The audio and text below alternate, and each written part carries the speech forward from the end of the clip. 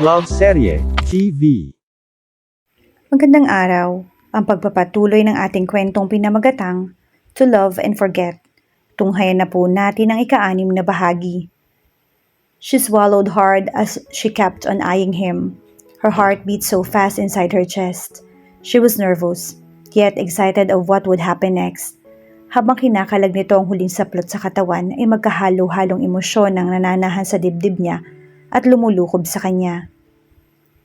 Tila siya nagniningas na apoy, and when he succeeded pulling down his briefs, she was gasped in surprise as his shaft suddenly sprang in front of her. It's extremely hard, long and thick, na tila ba napakaswerte ng babaeng makakatikim ng parteng iyon ng kasalanan lalaki.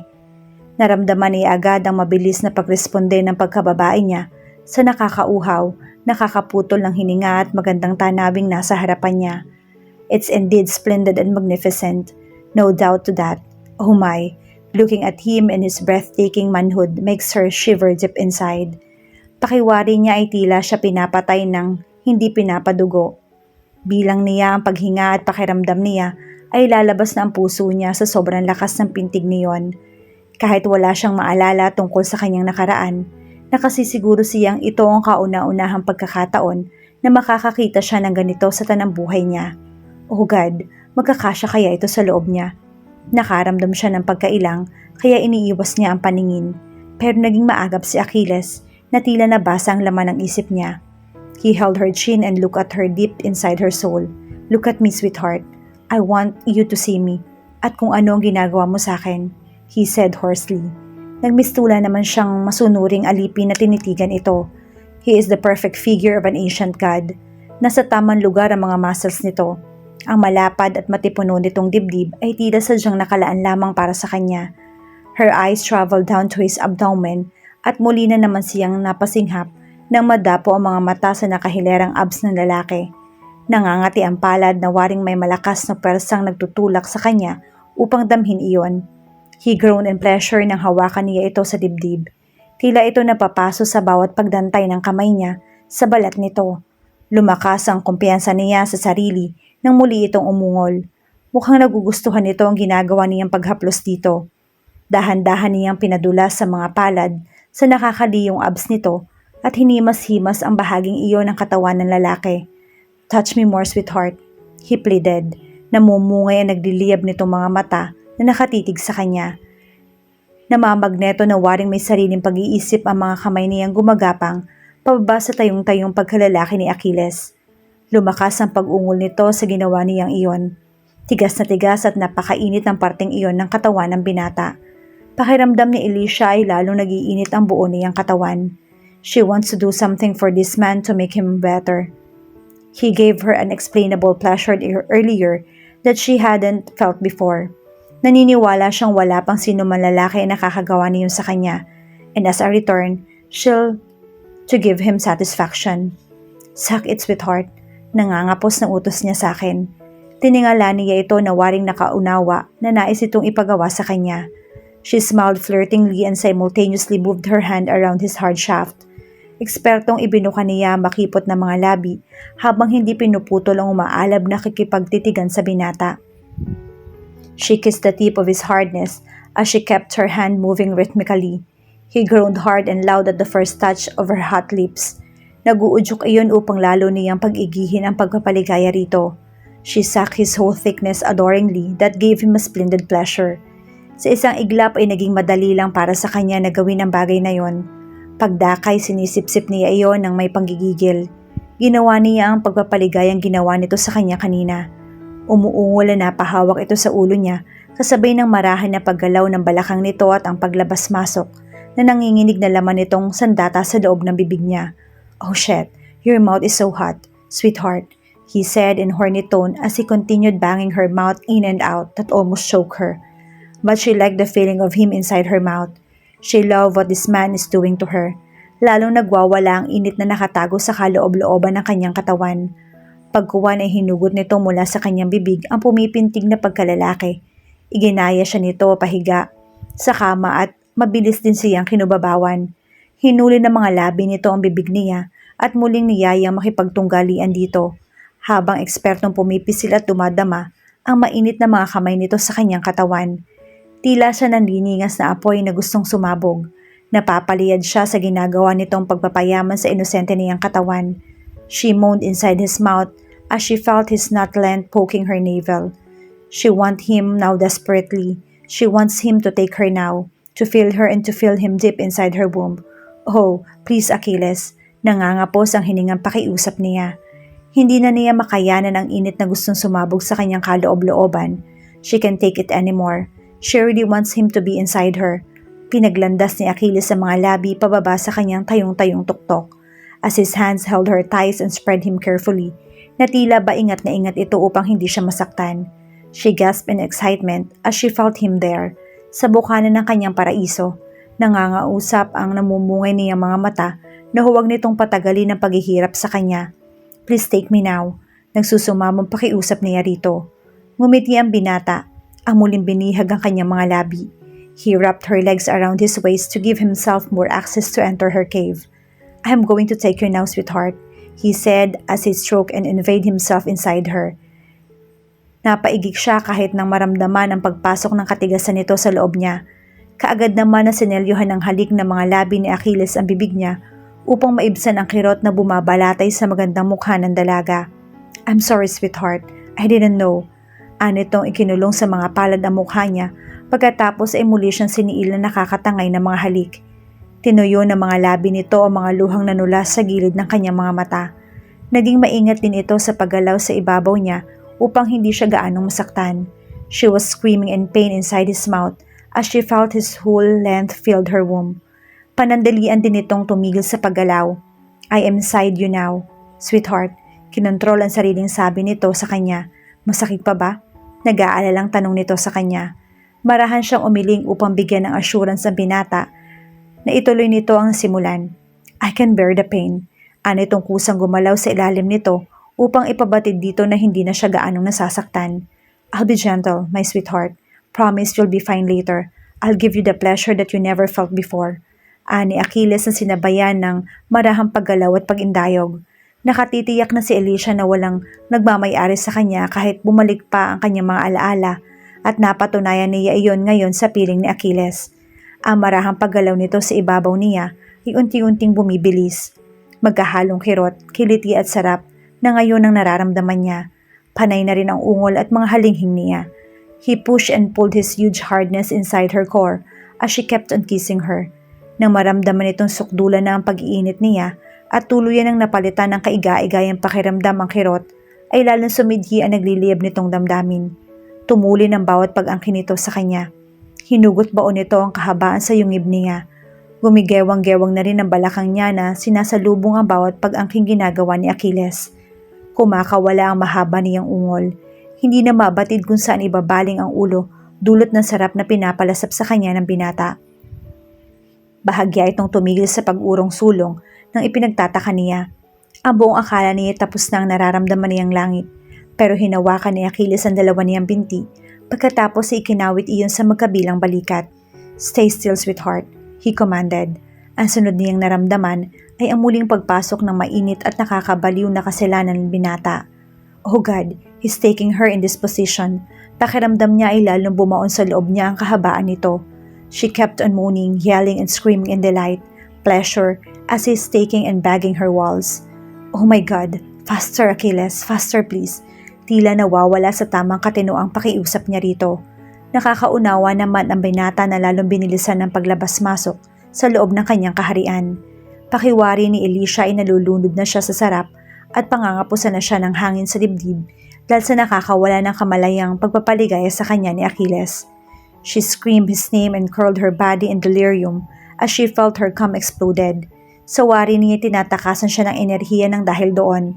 Hinihingal na napapitlig siya sa pinagpapawisang binata. Nanatiling nasa loob pa rin niya ang bagay na naghahatid sa kanya sa langit.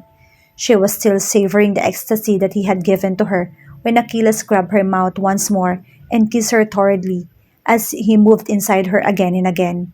Oh my goodness, napapahalinghing na naman siya sa sarap. Naging marahas na rin ngayon ang ginagawang pag-angkin nito sa kanya. Mabilis nitong hinugot-hugot at ibinaon sa loob niya ang mainit nitong katigasan. Sinasagad at mariing ipinapasok pa ilalim sa kaloob-looban niya na tila gusto nitong makapag-iwan doon ng positibong punla. Ang malakas na ingay likha ng kanilang makamundong pag-iisa ay lalong tumililis. Ang matunog na pagsasalpukan ng kanilang mga kasarian ay lalong lumalakas na waring masisira ng 4 na poste ng malambot na kama. And when he could no longer bear the burning sensation living inside his, Achilles increased the momentum as he moved rhythmically, faster and harder, as if he couldn't get enough of her, as if he was running out of time. Yeah, faster! Halos magkapanabay ang bawat halinghing at mga ungol nilang dalawa, sanhi ng ligayang pinapadama nila sa isa't isa.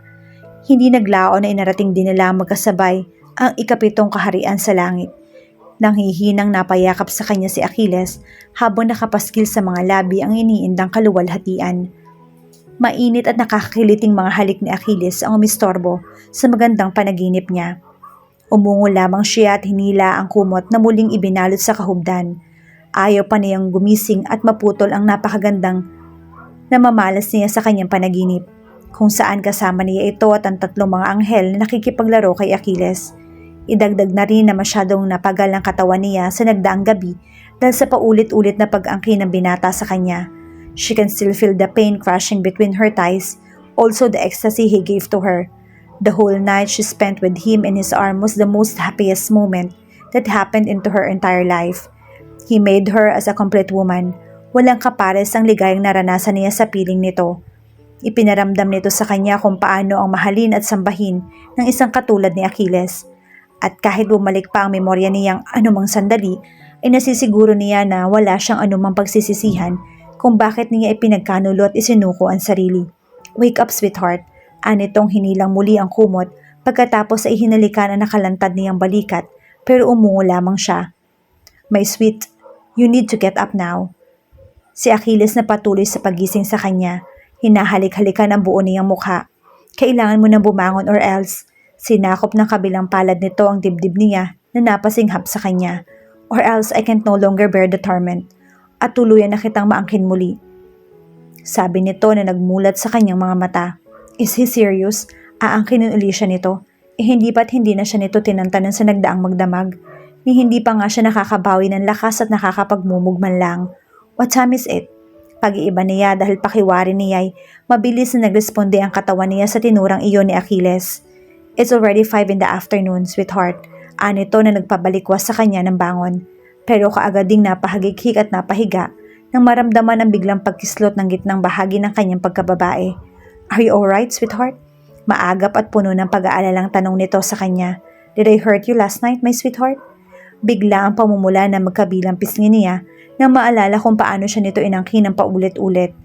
Marahan siyang umiling upang ipaabot dito na ayos lamang siya.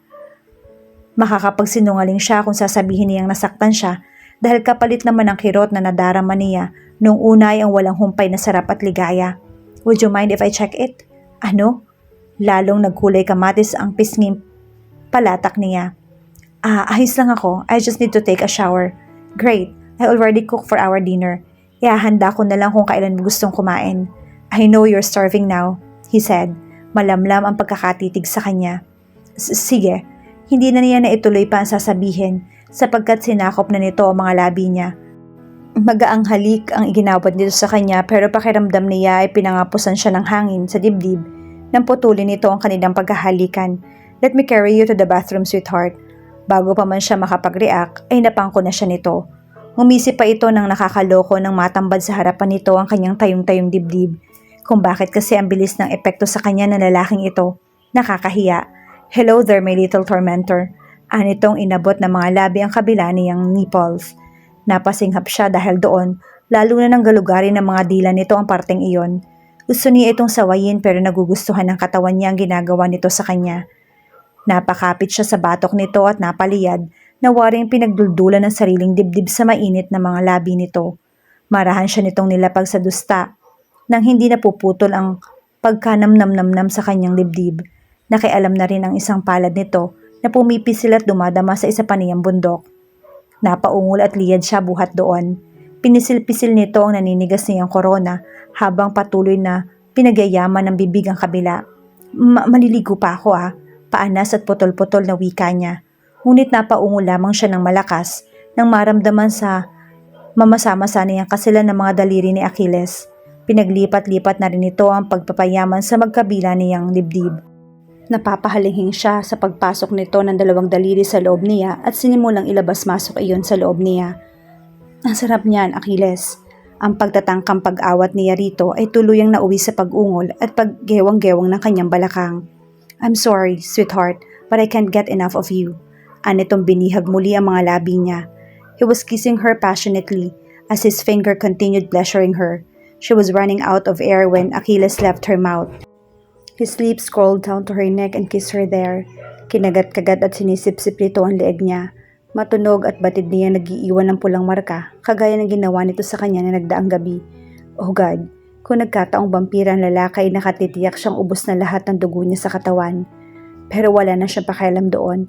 Nakadagdag lamang iyon sa init na nararamdaman niya. Tumaas baba ang katawan niya upang salubungin ang bawat pagkalkal ng daliri nito sa matres niya. Pakiwari na rin niya ay nawawala na siya ng lakas. Mabuti na lamang at hindi marunong maubusan ng enerhiya ang binata na sandigan niya sa pagkakabuwal. Pinaglandas muli nito ang mga labi sa kanyang tuktok.